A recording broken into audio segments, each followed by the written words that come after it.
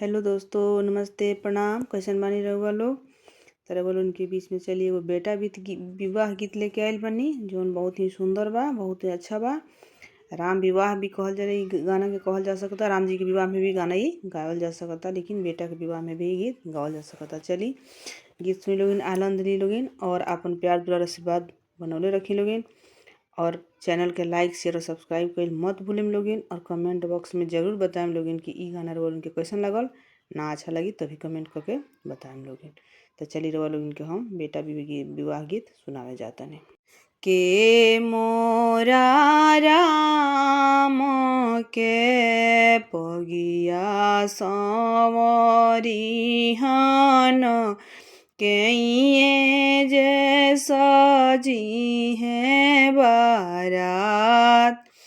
के मोरा राम के पगिया संवरिहन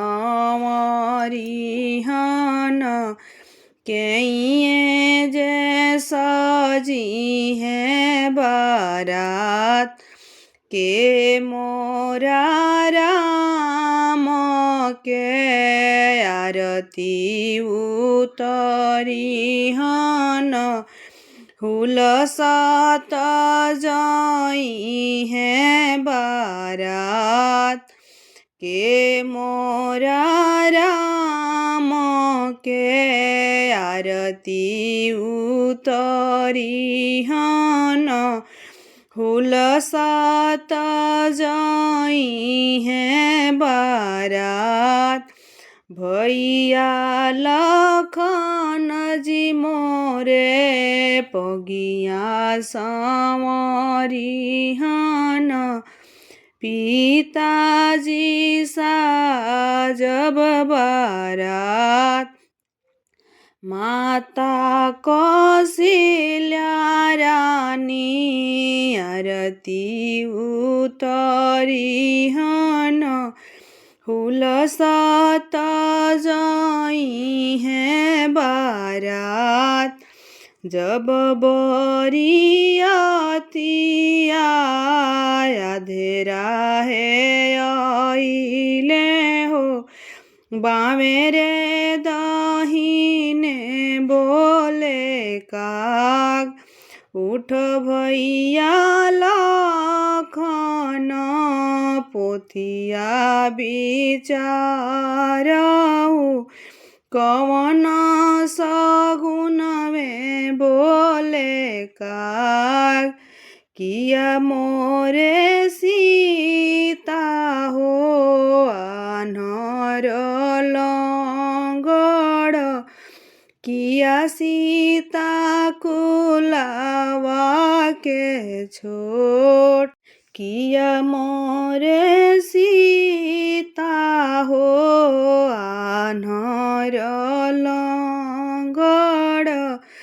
किया सीता कुलावा के छोट। नाही राउर सीता भैया आन्हर लंगड़।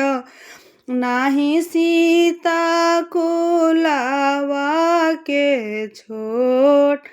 सीता के सिन्होरावा चौक पर छूटेला ओही रे सगुन में बोले काग।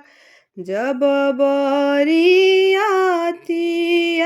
गोयड़ भिड़ी आइले हो नौआ के माना मन होस। जब बरियातिया गोयड़ भिड़ी आइले हो नौआ के माना मन होस। तोहरा के देबो नौआ डाला भर सोनावा। सीता के करना बखान का करी राम सीता के बखान हे। चाँद रे सूरुजावा के जोत, सीता के जोत से चाँद रे मायलो पिहन, मड़वा में छिपी भगवान। सीता के जोत से चाँद रे मायलो पिहे हो, मड़वा में छिपी भगवान।